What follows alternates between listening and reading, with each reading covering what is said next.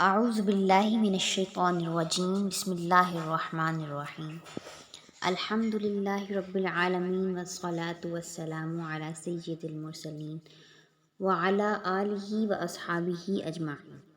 السلام علیکم ورحمۃ اللہ وبرکاتہ۔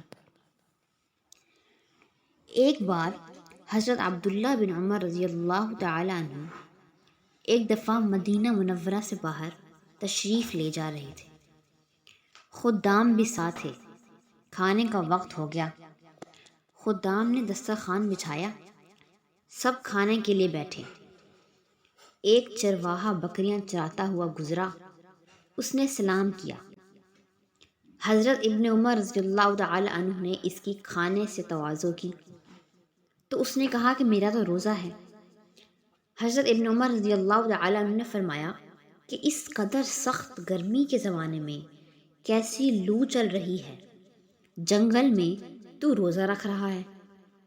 اس نے عرض کیا کہ میں اپنے ایام خالیہ کو وصول کر رہا ہوں۔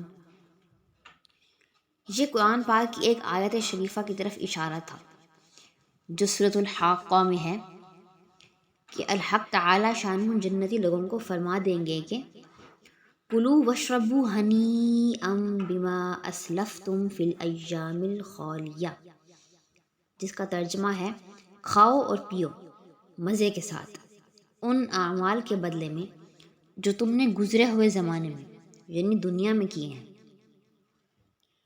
اس کے بعد حضرت ابن عمر رضی اللہ تعالی عنہ نے امتحان کے طور پر اس سے کہا کہ ہم ایک بکری خریدنا چاہتے ہیں، اس کی قیمت بتا دو اور لے لو، ہم اس کو کاٹیں گے اور تمہیں بھی گوشت دیں گے کہ افطار میں کام آئے گا۔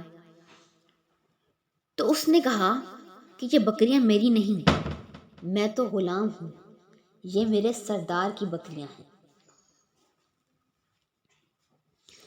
حضرت ابن عمر رضی اللہ تعالیٰ عنہ نے فرمایا کہ سردار کو کیا خبر ہوگی، اس سے کہہ دینا کہ بھیڑیا کھا گیا۔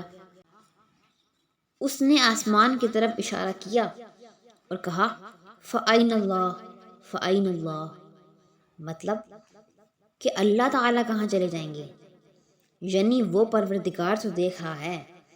جب وہ مالک الملک دیکھ رہا ہے تو میں کیسے کہہ سکتا ہوں کہ بھیڑیا کھا گیا۔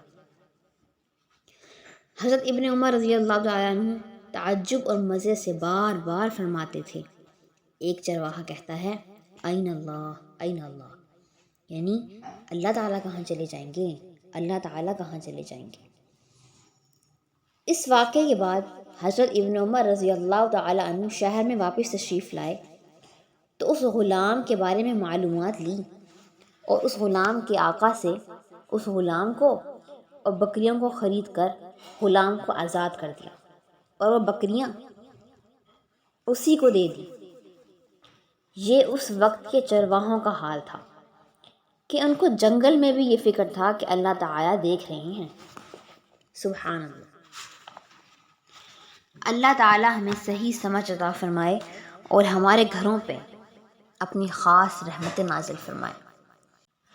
وصلی اللہ علی حبیبہ سیدنا محمد وعلی آلہ وبارک وسلم وما علینا الا البلاغ المبین۔